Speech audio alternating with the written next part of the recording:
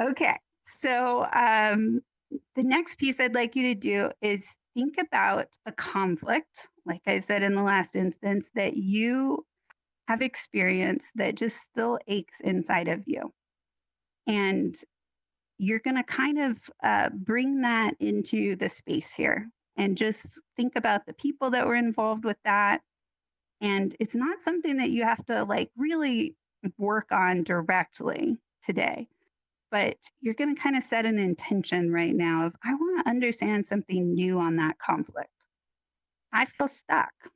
I want to grow there. It hurts, but I'm also willing to see a new perspective. Every different point that we're standing on in this circle is partly how we learn to go from the binary in conflict of right and wrong. I feel bad. I wish I was good, or they were bad and I wish they were good. These points are ways that we actually find the center again. And the way we do that is we listen to each other, we learn from each other, we hear each other. And what we were missing sometimes can come up in the mirrors of other people's conflict. So, whatever is shared here today, know that that might be a clue for you with the conflict you went through. It might not resonate with you until later, where you realize, oh, that was also true for that person. But the way we get to map our conflicts today is to feel our feelings and learn what those feelings are. In the very beginning of conflict, and when they explode like this sun-like image on the ground. Conflict can get very volatile. So to anchor ourselves as human beings here before we go to the other space where we're going to learn about conflict resiliency, I'm going to invite you to figure out the age you were when the conflict that came to mind happened. It might be really young. It might be the age you are now. And go ahead and raise your hand if you're willing to say that number out loud. If you're on mute, I'm going to still ask you to say that out loud to yourself, because basically what you're doing is you're linking to that part of you that's still stuck there. But you got to name it either with us in the room or to yourself. So that part of you knows, oh, you're talking about me. Yeah, we're bringing that memory up. So who's willing to say an age number that's coming to mind right now? We're just going to do a few of you to really like recognize there's a lot of conflicts in this circle. Go ahead and raise your hand. I saw someone over here. Mary, yes. 32. 32. Okay. Who else?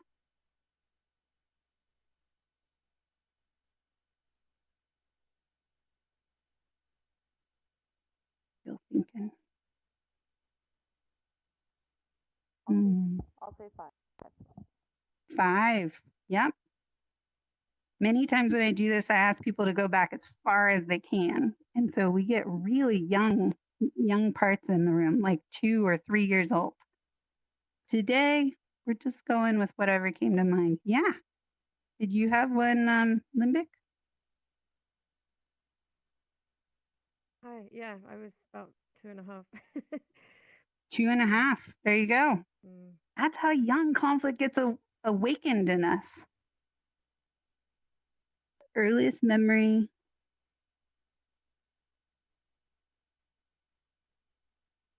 Reading. Yeah. So you can do the earliest memory. For those of you who The can't see, Geek earliest was memory typing. of conflict. Okay. It doesn't have to be. It's just a memory that's up for you today. Yeah. Carl, what age? Okay. Probably about 5. 5. We have 32, 5, 2.5. I got also 5. That was first year of kindergarten. Was 5 years old. Okay. Naz. Naz is 5. Yeah. Sneaky, did you have one? I was gonna say about 5 as well. Got a lot of 5-year-olds present. Wow. Hopefully 5-year-olds like this room. Oh, Tom's got one. Yeah. What age? 76. Wow, exactly. The thing is that conflict is happening all around us all the time.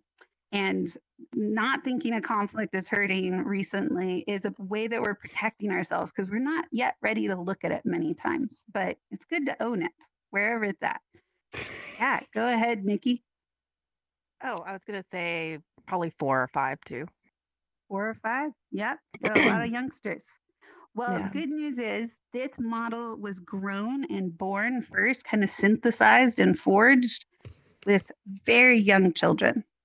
They picked up the pieces of this model that were built from other models and they put them together and they were like, duh. And I was like, whoa. And then my life's work was begun, which leads us to right now. But the ache of all these years of teaching was writing this all on a whiteboard, putting this on a PowerPoint. Hopefully you'll be able to see with me today that this is not a two-dimensional model. This is a living thing inside our bodies.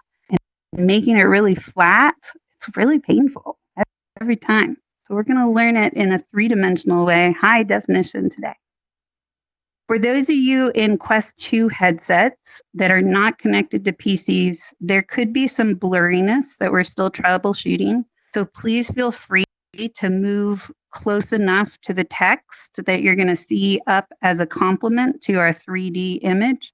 Feel free to move as close as you need to be able to see the screen if you're needing to.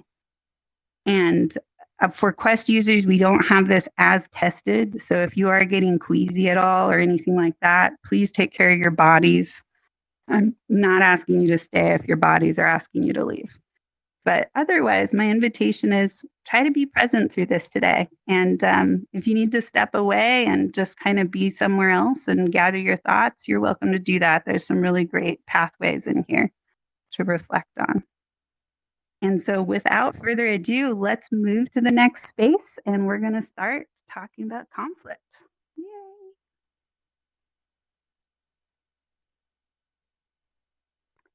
And I'm going to go ahead and turn the world volume up a little bit.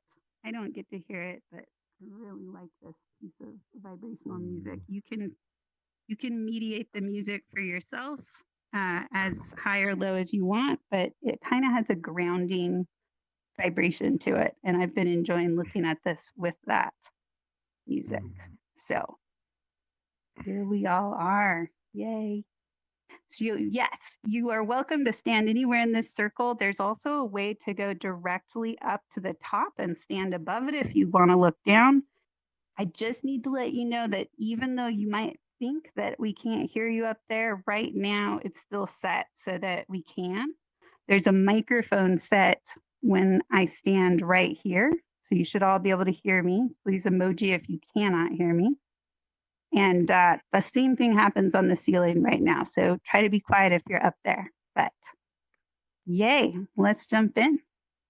So holding that memory of that conflict with you today, we're going to look at how conflict begins. And we're going to tell a story about it.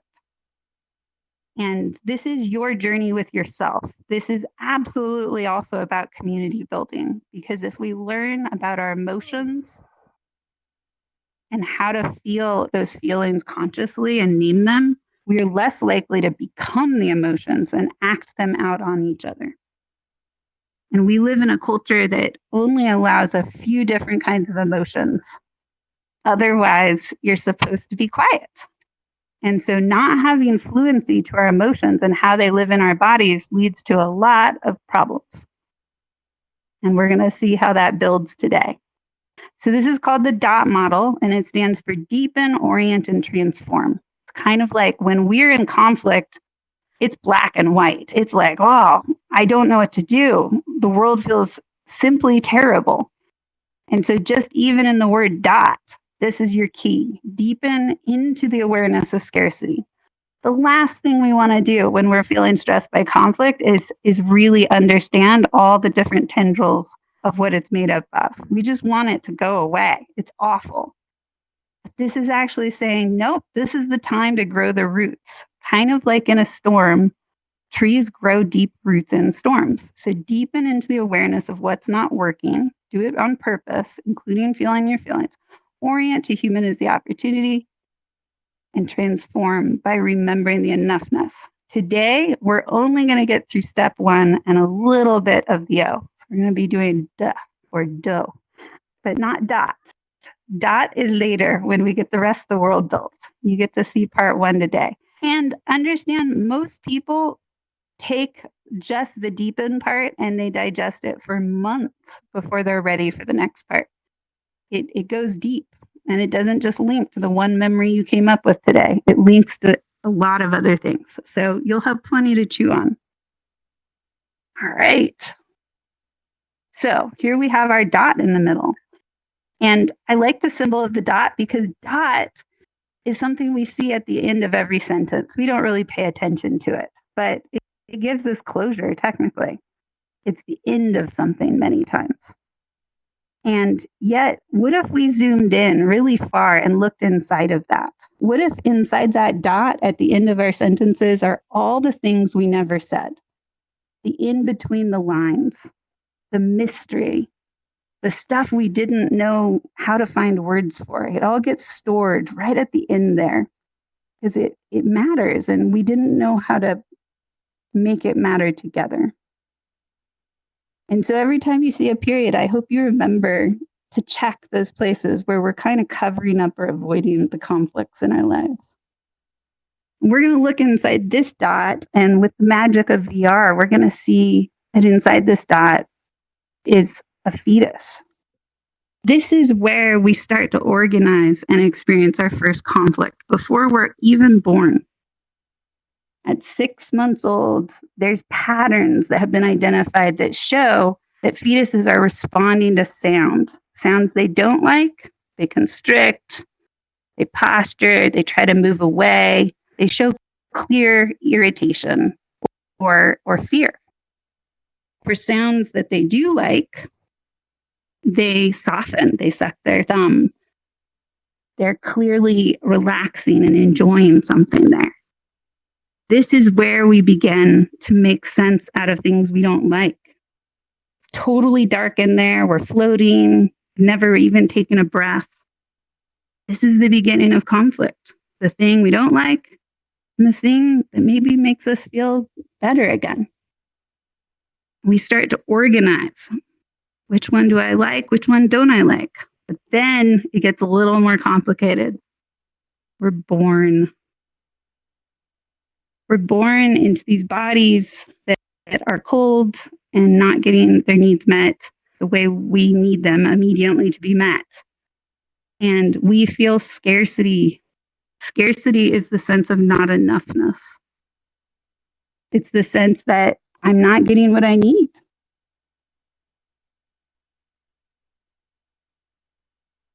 And from that place of scarcity, there's this phenomena of fear. Now, this is not just me talking at you. So I want to invite you to think about these questions. And if you have an answer, go ahead and step forward closer to the middle so we can all hear you when you give this answer. But my question for you is, in this idea that we are pattern-making creatures, where does fear show up? Like, what is fear? Is fear just in our heads? How do we know that we have fear? Go ahead and step forward if you have an answer for that. Where does fear show up? How do I know that I'm having fear? Yeah, Armani. When there are things that we don't really know.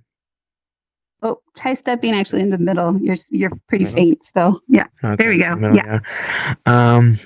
Especially when there's things that we don't really know, and then we know that we don't know as well. So Yeah. something mysterious has happened, and I know I'm not ready for it. So that's when fear shows up, and that's definitely part of the equation. Going, I'm not ready to be breathing and naked in the world if I'm this infant, and I don't have words, and so I'm having fear. Yeah, thank you. That's a very visceral experience of it. What were other? I feel like there was somebody here that was going to step into the middle. Anybody? Oh, yeah, Mary, you ready?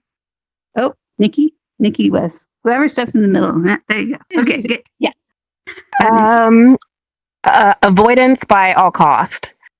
Those things that I find that I have avoided, I look back at and I realize it's because there was something I was afraid of. Was fear. Yeah. So fear can be completely unconscious. I'm just choosing a different route. But when I look back, I know what that big elephant was that I was choosing a different route around. I just couldn't really name it or see it. I could feel it. Exactly. Yeah, beautiful. Thank you. This is great. I love the stepping in the middle. Yeah, Mary, jump in. Fear is like there's a physical response with the heart, like an adrenaline starts pumping, and it's like a sensation of aversion. You want to avoid things. Yes, exactly. Now I have my audio off, but is this the part where the heart is beating really fast? Or was that right before this? Okay. So the other one before this was a fast beating heart. And that can, actually, we can go back to that. Is that the one that has the fast beating heart? Yeah. So notice that in your bodies. If I just stayed on this, what that feels like. Your body is going through a process that is being told it might be time to run very soon. Yeah. Oh. Yes.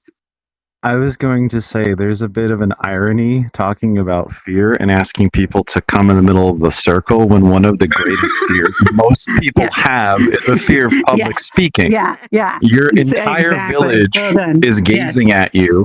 That's and right. millions of years ago around the fire, if that happened, you've done something wrong and you're going to be exiled and you will die in the wilderness. So you have this initial fear response.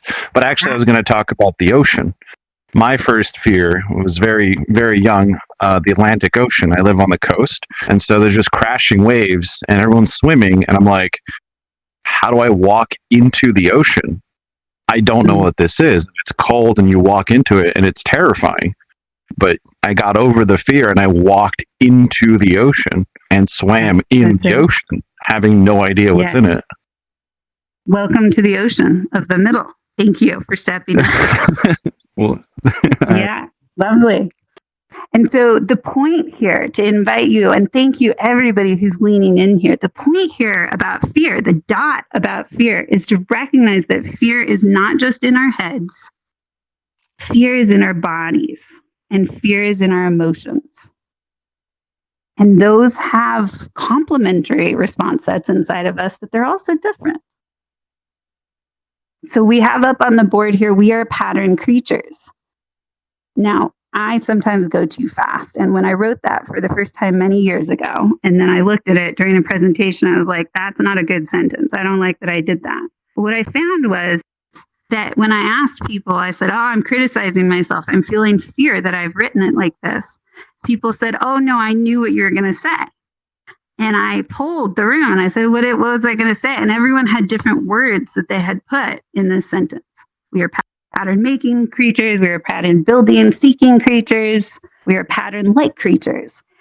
And I realized this is what we do with fear, with those squeezed spaces, as we insert stories and ideas into the middle that aren't really there.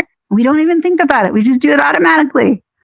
We're going to fill in the blanks. Because it's so scary to just have something blank right there. And so notice the parts of you that might want to do that here today and just be curious about them. So that pattern that we do, we make up these stories. That is how we build culture.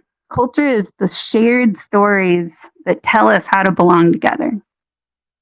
I've asked people this for many years, and that's the overall cumulative way people describe culture, the shared stories of how we belong together. It's also the shared stories of how we get exiled, how we get in trouble. And so culture is how we learn what to fear. Many times after the initial screaming and crying and wanting those basic needs to be met, we learn the more complicated versions of how to be in fear. And archetypes is a word that a psychiatrist, many years ago came up with to describe the roles that we play with each other that show up over and over again, and they're meeting a need for the group. An archetype is like the arch over the group. And it's telling a story that helps us know where we are. So does anyone have a common archetype that you can name here? What's an example of an archetype? Jump into the middle and say it. Yeah. One example is the lover. The lover. That's right. That's right. So we all want love, right? And the lover archetype is the one that is on that path. They are feeling that joy, that sense of hunger, that sense of I want union, I want to connect. The lover archetype. That's beautiful. I haven't had anyone say that right after we're talking about fear before. So I always learn something new. Yeah. You got one, Geek? Yeah, I also had actually jumped in for fear as well. But I guess the hero would be another one. That's a really common archetype. Heroes. Think about your body language if you were going to resemble a hero, because we all played this role as a kid. What is a hero's body language? Yes. Hands up are usually what people do, right? Or hands on hips or hands down side. But a lot of people embody, when I'm with people physically, they'll stand straight up. A lot of you on your desktops look like heroes right now. You look like boards. So There's heroes also are, yeah. Go ahead. There's also typically no aversion to eye contact. Like someone very confident will very direct. maintain very That's right. direct eye contact or attention. Heroes have nothing to hide. They're above it all. That's right. So keep in mind, heroes in society and culture are the good guys. They're the ones we all look for. Heroes are going to get a little bit of a knock today. So buckle up for that. Hero worship is something we have to look deeply at and see how that's actually involved in conflict. When we put somebody as the right person, the good person, the one who's going to save us.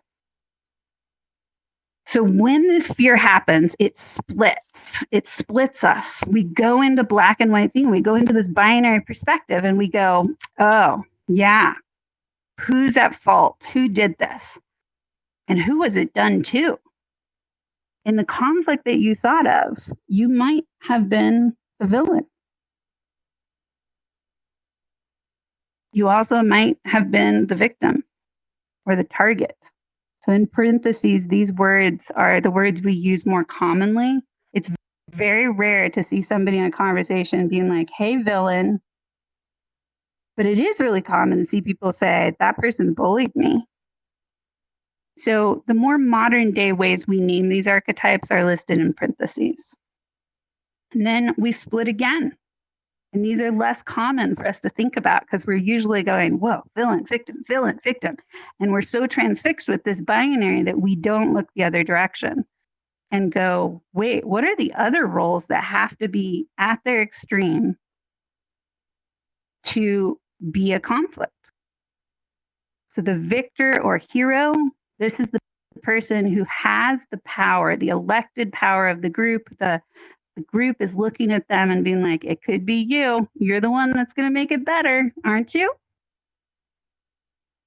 They have won some level of power and privilege, and they are in that spot to make a change. And then we have the Vicar. Vicar, as a word, many people associate with religion, but really, one of the roots of Vicar just means the substitute, the one that did not actually belong in the place that they're in. The Vicar or the bystander, the one that's like, oh, I'm going to wait for the other person in charge to come back. I don't know what I'm doing.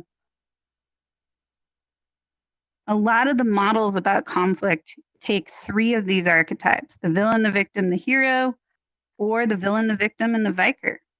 And they flush through these examples. But none of those models ever really started to break down what are the emotions that actually pair up with each of these archetypes. And when the bystander got added, all of a sudden those emotions started to find their homes. And that's what's unique about the dot model that you're seeing here today. Feelings are not just emotional, they're also physical. And so we came in today and we stood on those different points, and I asked you to get in touch with your body. I'm going to ask you to do that again for this next part. We're going to talk about the emotions of conflict.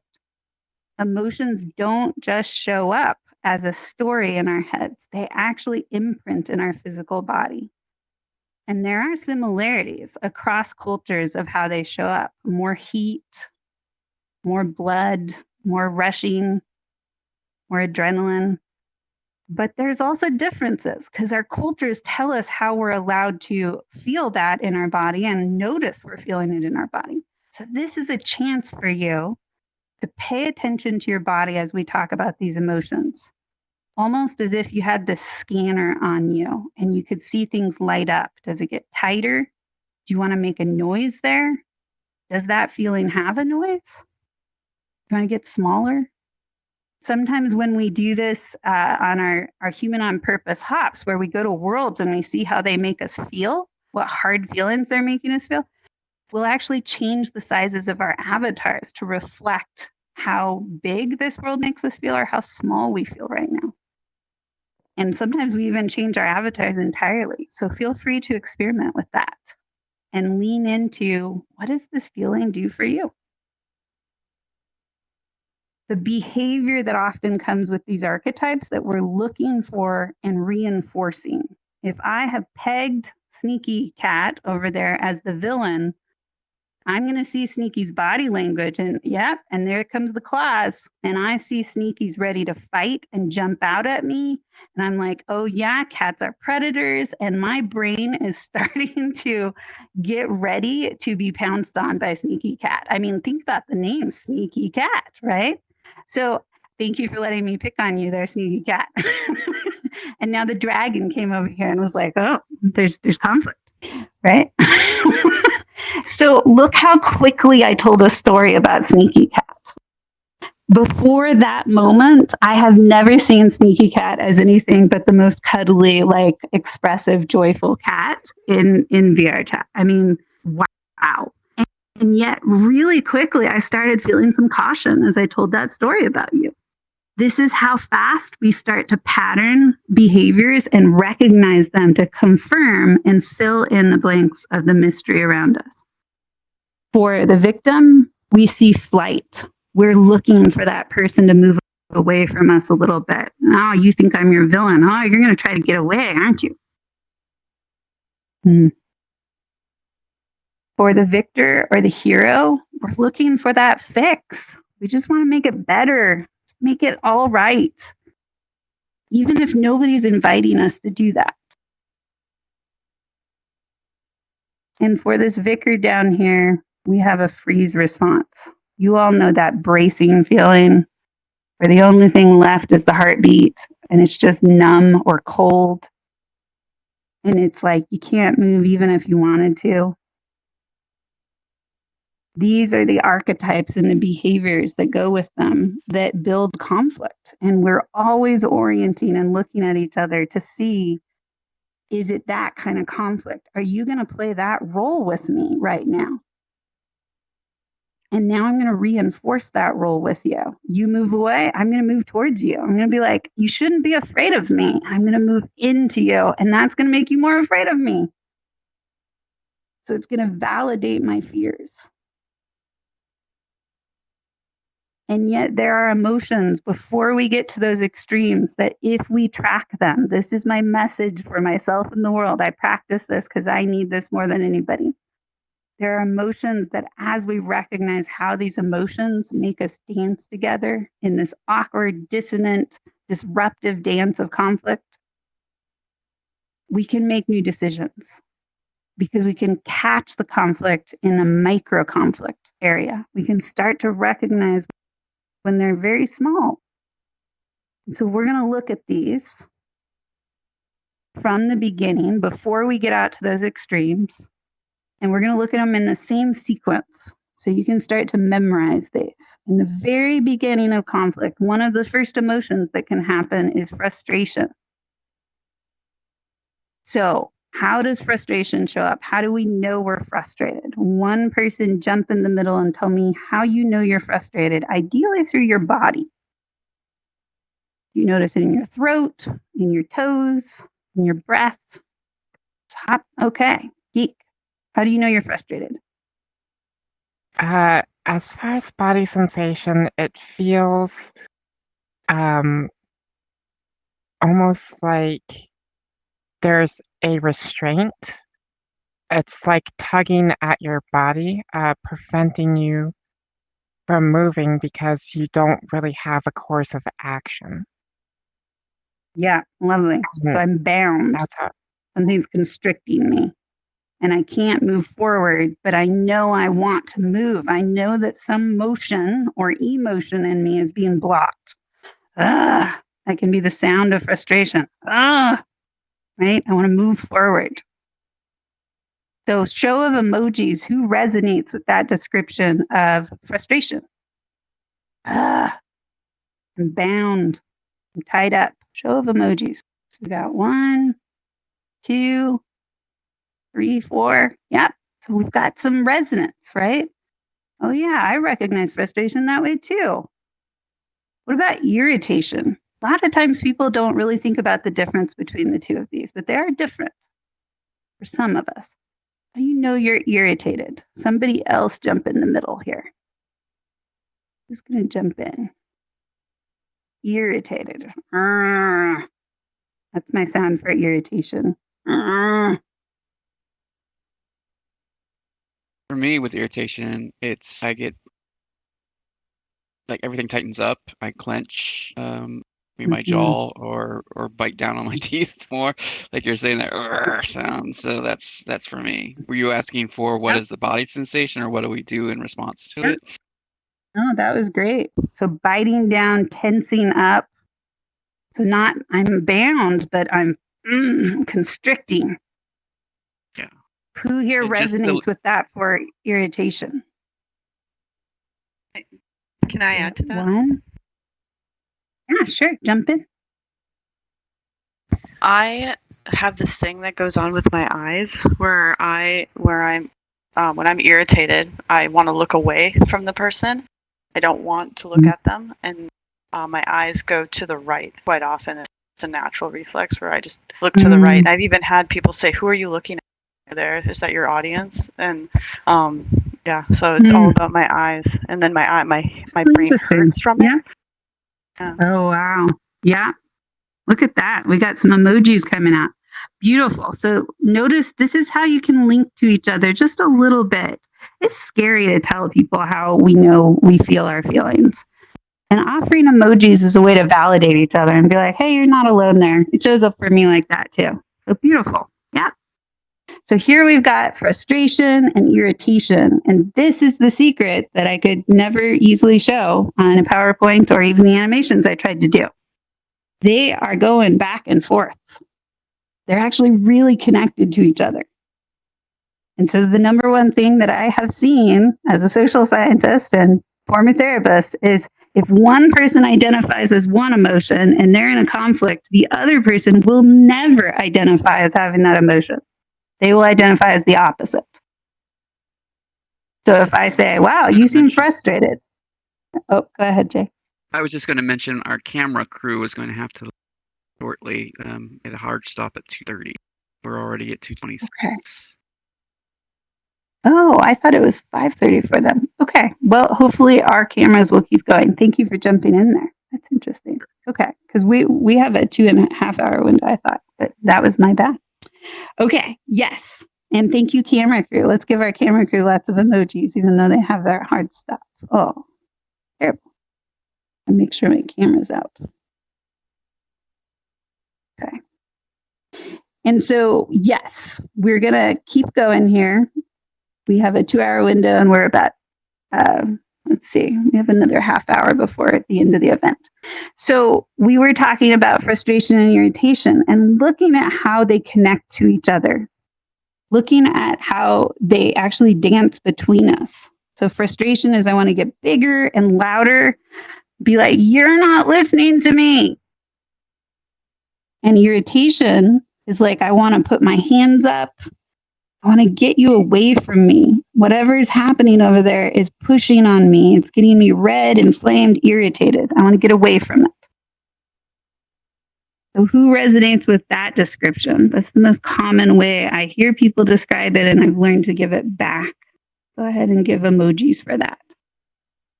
Frustration, irritation. You're not listening to me. Irritation, stop. Yeah. Can I add to irritation? Yeah. Sure. Please. So pile it on. when I'm irritated, I notice like my bandwidth gets really dramatically like very quickly very small, and I lose my as much of my ability to be patient emotionally with someone and empathetic as much as I'd like to be, and so I have to fight off the desire to be sort of mean or harsh in some way, because I know that they don't deserve it and it's something going on in me. Yeah. And so that capacity to take in somebody else's experience when I'm irritated is significantly dimmed. I can't feel your side of things. I'm just coping with what I'm feeling you do to my side of things. Yeah, exactly. That's really well put. Yeah. And so here's this loop and it's dancing. And I think I'm different from you because I'm in fear. And my difference from you makes us separate and makes me have to start to think about how I have to take care of me and how you should take care of you. And we're really not that connected after all. And that's how quickly conflict can happen. Then you add virtual reality to it, where we're all in here on convenience and we can all have our headsets die at any time we'd like. And we avoid the heck out of conflict in here. These emotions can break relationships that have lasted for a long time because we don't have very much emotional fluency going on that says it's okay to say I'm feeling irritated right now. But what happens because we don't have emotional fluency is we believe that if you tell me you're feeling frustrated, you actually mean a much bigger emotion and you're minimizing it, especially if you say you're a little frustrated. And so then, because I want to avoid these emotions, I'm going to go into my head and I'm going to feel some concern. Now, what's concern like in your body? You feel concerned about something. What are the body movements that happen? So, for sake of time, I'm going to tell you the most common response, but I want you to be tracking this for yourself because it's likely if you're noticing it right now, you will be a little more likely to notice it next time you feel concerned. So when I feel concerned, my eyebrows scrunch up. They get like a cartoon figure with the narrowing of the eyebrows and my eyes are squinting and I might be scanning, looking around, being like, So what is the motion of concern is looking for the problem. But is there a problem? We don't necessarily know there is a problem, but we feel something and we're concerned about it. On the other side of concern is confusion. Huh? What are you talking about? I have had so many couples in front of me who are having these ongoing arguments. And when they see this loop, they will say the same thing. Wow, we spend 80% of our time between concern and confusion. Somebody says, hey, something's wrong. The other person says, I don't know what you're talking about. 80% of our time, back and forth, back and forth. Somebody's concerned, somebody's confused, and then they switch. This is scarcity. This is early conflict. And when we don't know how to name our emotions, we get stuck in these patterns and think, oh, well, that's just who we are. That's just who you are. You're just always concerned. Thank you for the emojis. And that also is going back and forth. I'm confused. I don't get it. I'm feeling spacey, not spacey cat or sneaky cat. I'm just feeling spacey and I don't track what's happening. And I feel like I missed something. And then the other side is, oh, I missed it because something's wrong. And those are looping. And then this terrible and important thing can happen. It gets bigger. It gets more intense. They collide and we're misunderstanding each other and we're saying the exact opposite things that we need to share with each other to come back to our middle. And so now frustration is going to go into anger. So somebody jump in the middle and tell me, how do you know when you've gone from frustration to anger? What's the difference in your body? And these are hard questions, so it's okay if you need to think about it. Most of us don't really know the difference. Yeah. How do you know? Frustration to anger.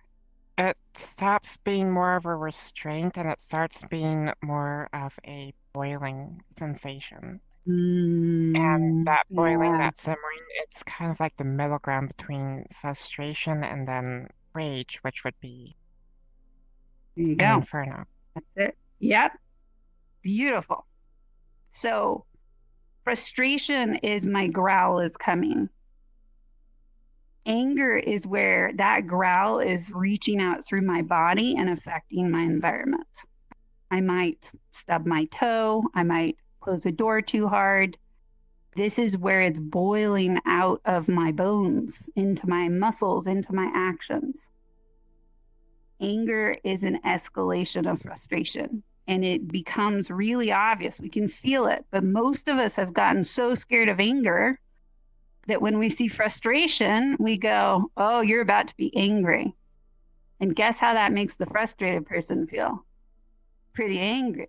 And now we have gotten validation that we can predict somebody's emotions. And we think, well, I can predict how you're going to be angry. And then you're angry. So I better stay away from you because you must be just a angerholic. Or actually, what we say is rageaholic because it justifies even more for us to put that distance between each other. On the other side of anger is sadness. How do we know that we've gone from irritation to sadness?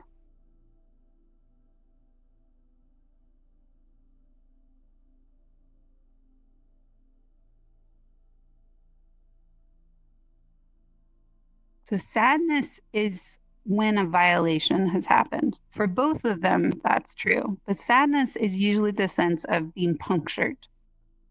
That irritating feeling has now gone over a boundary that I may or may not have expressed. But there's a sense of, I will have loss from this. I will bleed from this. I will cry from this.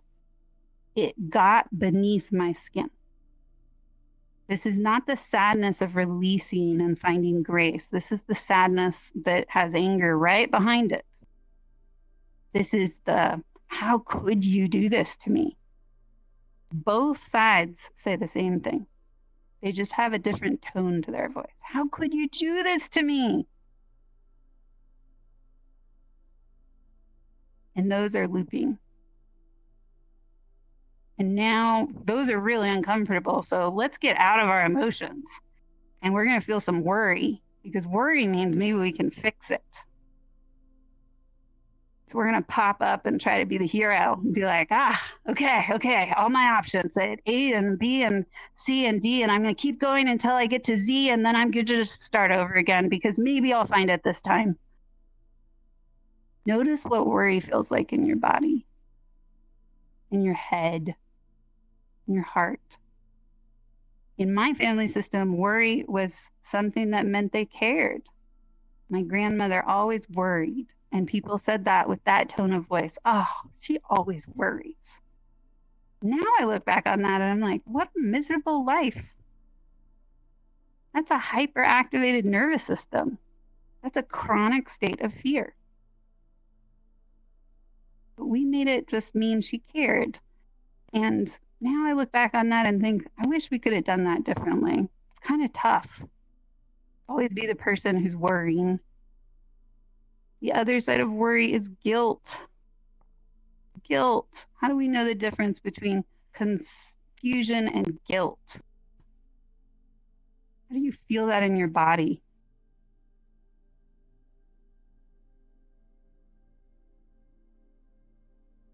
Anybody want to jump in? Yeah. I want to hide because I'm feeling shame is coming along with the guilt because I mean, like, it's me. It's me. Don't look at me. It's me. That's right. I did it. That's right. Thank you. So guilt is, I've stopped worrying and I've identified the problem. I'm not concerned anymore. I messed up. I didn't do something that needed to be done, or I did something wrong. Ugh. And so that that hunger to retreat, to hide, to go into flight. That's a sadness towards self. I need to recover from this. I need to go make space for whatever I did and figure out what to do next. And these are going back and forth because guilt is no fun to sit in. And worry at least has a purpose. Worry is trying to fix it. So I'm going to get out of guilt and be like, I gotta make it better immediately. Immediately, I gotta fix this and make it better. And now we're going to get to the most extreme ones. Rage. How do you know the difference between anger and rage in your body? Go ahead and jump into the middle if you can tell that difference.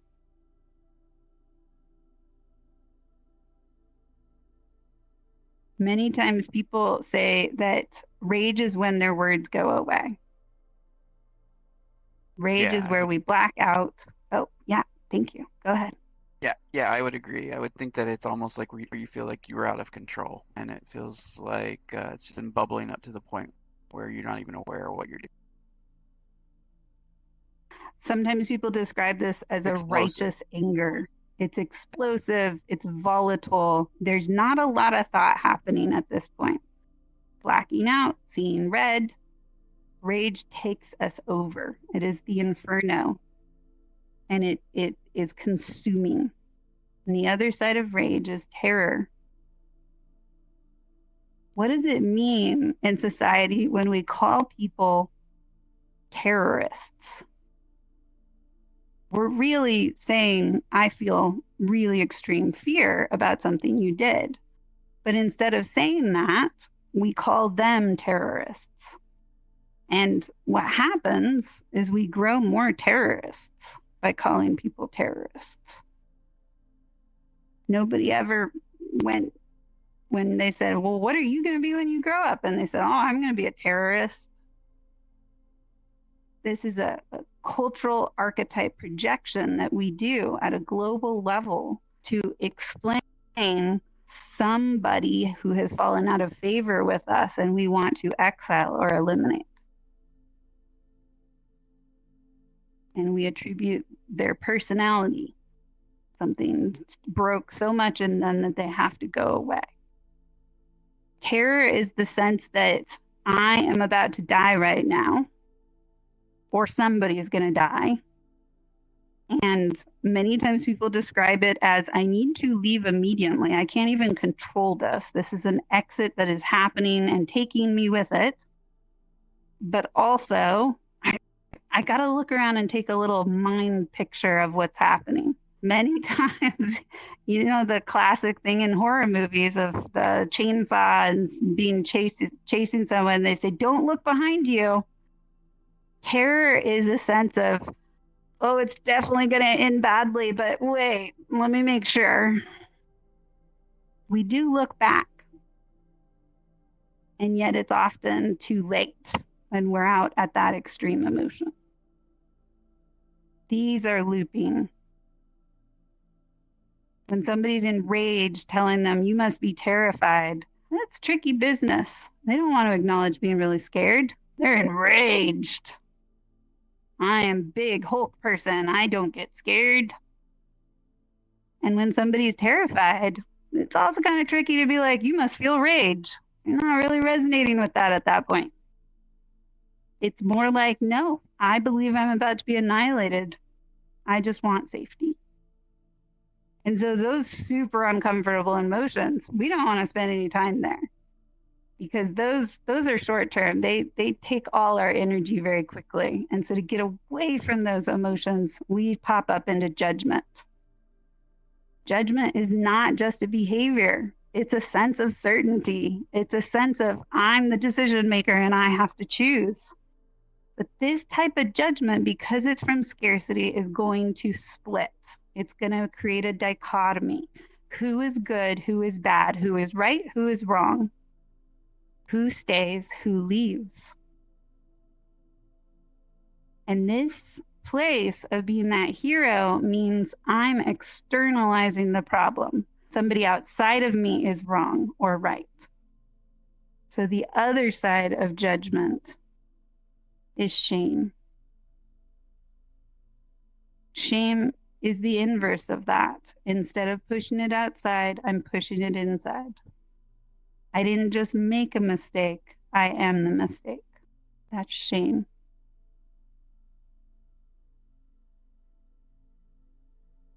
If we spend too much time in any of these quadrants, it can lead to very extreme things like death, like severe addiction, like graduate school to some degree in the case of the Victor hero.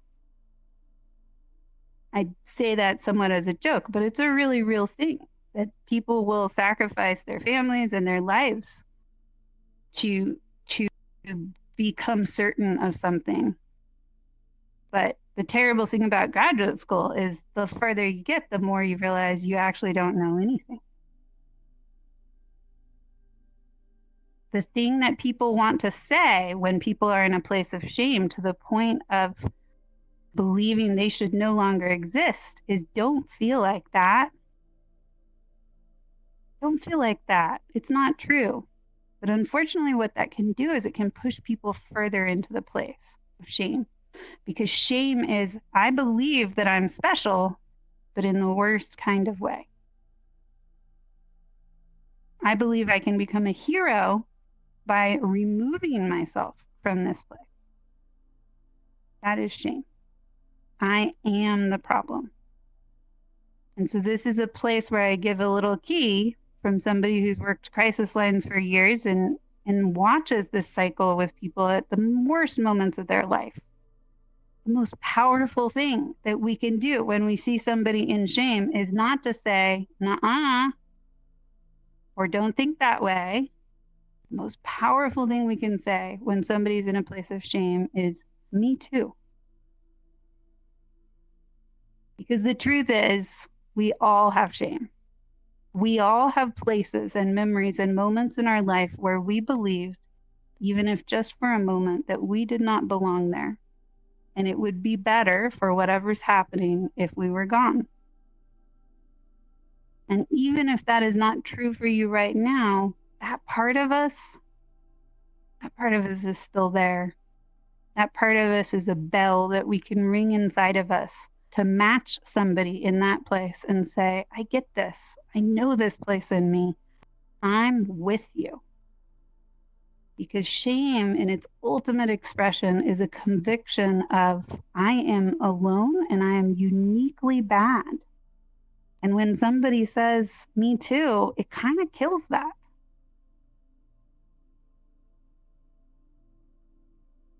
Keep in mind, when we empathize with shame, we can't fall all the way into it. If we do, then we're just now two people very stuck and lost. But if you practice these muscles of emotional fluency, you can make friends with your shame. And you can learn how to be in that slower, heavier place and still know that you're going to be okay.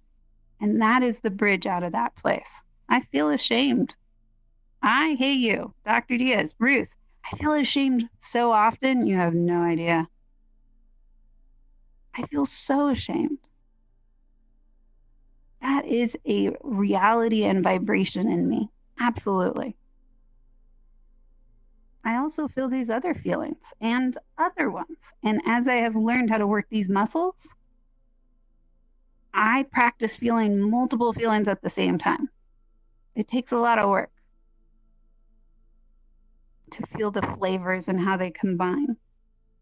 But what happens when we start to recognize that we are not separate with our emotions, they actually bring us together. They bond us. They're like tendrils reaching out through our body language, through our breath, through our heartbeats, and teaching each other where our soft spots are, where our wounds are, where our hearts are.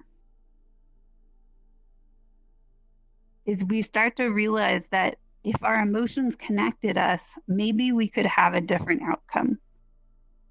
Maybe this conflict is here to grow us.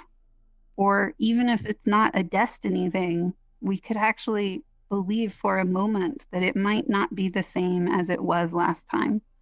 We might be able to change it if we lean in here, if we listen, if we just try one new thing a little bit differently.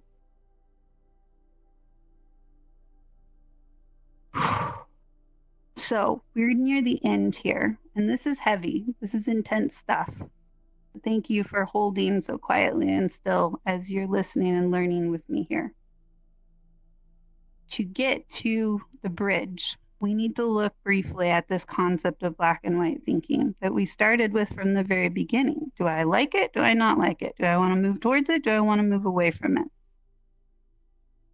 When fear is born, we split our consciousness into a dichotomy. It's a place that helps us survive and make very fast decisions. But what this does is it anchors us as a culture, as a society, in some really messed up belief systems that lead to people both killing each other and killing themselves. And I'm going to give you a very simple recipe to understand how this process grows. And so if you look behind our Mani here up at the board, you can see a list, this black and white thinking list. Now there's a lot of descriptors for either side, but I'm going to show you the basic version of it for how you can start to recognize inside of you that place that needs to be clear and certain. In the very beginning, our lizard brain cells that are just trying to survive say, okay, do I go down or do I go up? I'm just trying to get away. I'm going to climb or I'm going to dig. And as humans, we don't really climb or dig. So maybe we're actually saying, do I go left or do I go right? Do I go forwards or do I go backwards? And it's just these simple millisecond decisions to try to get away from the overwhelm and the pressure. But then what can happen is it starts to build into something deeper. Was that wrong or was that right? Was that bad or was that good? And then eventually our culture starts to build this around gradients and make up entire things around attributes to try to feel safe again. And so what we'll say is, oh, there's something bad about some kind of skin color and there's something good about other kind of skin color or physical attributes. And we feel that in our bodies way before we ever hear people say it out loud. We can feel it. We imprint this from before we even know our own names. We are told what gender we are before we know our own names. And these kind of binaries of being like, okay, well, we know what gender you are, so now you're a person. That gets really, really painful for some people. And for those of us who were lucky enough to be born on the side that we feel like we are, whatever that means, we think, oh, well, it's not my problem. But what we're doing there is we're participating in binaries that are ripping our culture, ripping our people and our species apart. And really underneath all of this is this projection of whatever I think is the bad side. If I can get away from it or I can pin down who has that identity, I can get to the good side, the safe side. And this builds from seconds, like I'm making those decisions in seconds, to days, to a lifetime of beliefs. And another way to think about these is the initial sorting is survival based, but then it turns into judgments. I think I know. Eventually it can turn into prejudice. Prejudice is I've prejudged it. I'm not even conscious of it anymore. I just am behaving the way I was taught to feel safe again. And I want to recognize this is where privilege and DEI and everything is circling around, trying to explain this, trying to say, hey, something's wrong. We're not building equity. We're building inequity. We're building more of a dichotomy in our society. We've got to listen and learn about our privilege and what we were taught about it. And so one way to do this is let's just flip this list and look at this.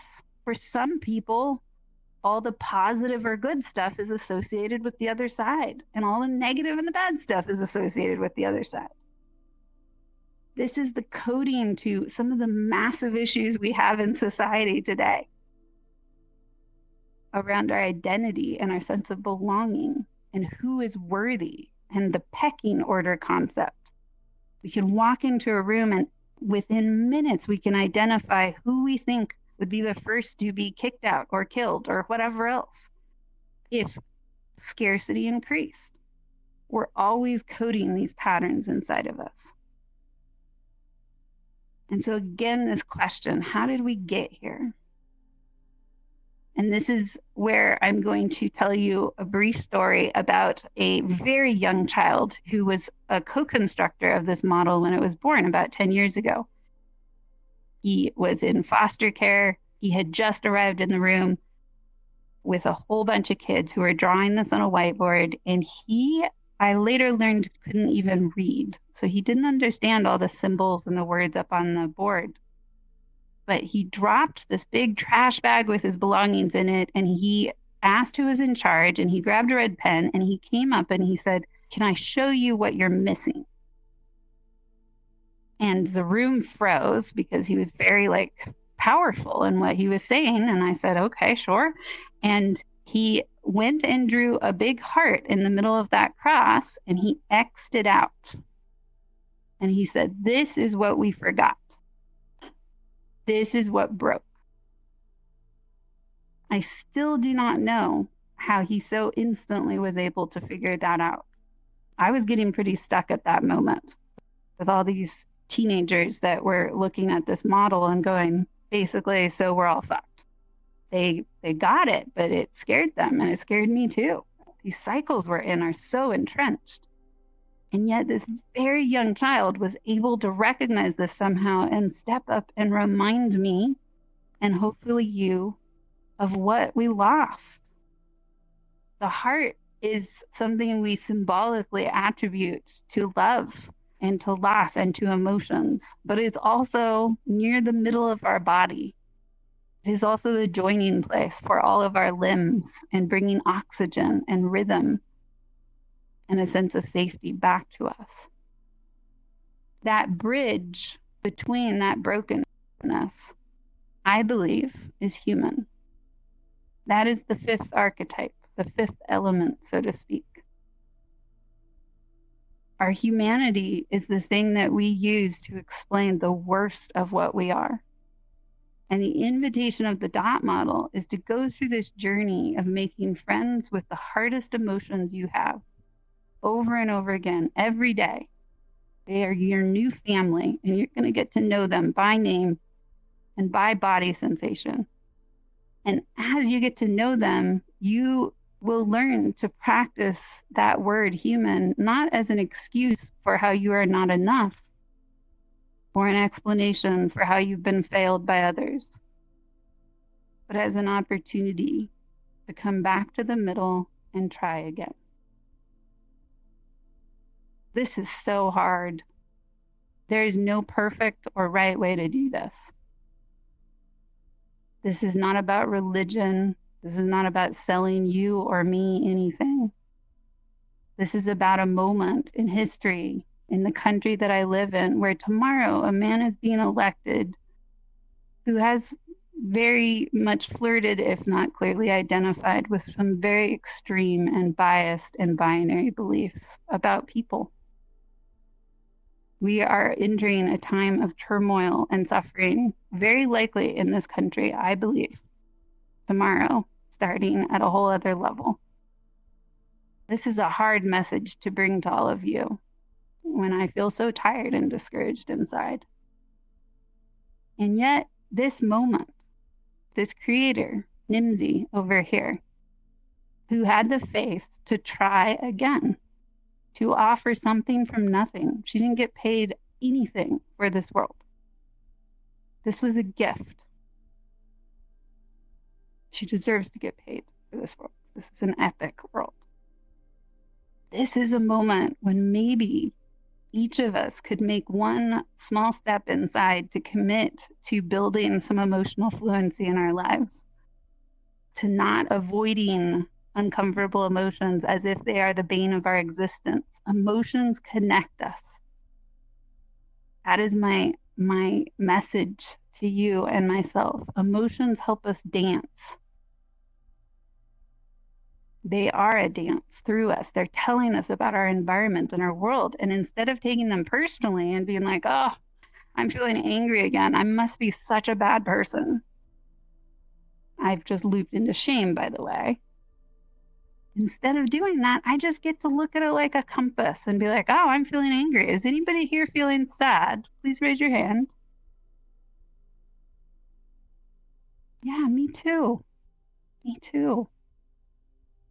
And yet, somehow, when I feel sad with you, it's not a bad sad, it's a connected sad.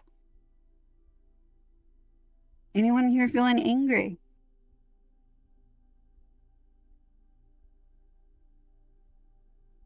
Definitely feeling angry. I'm feeling sadness and anger.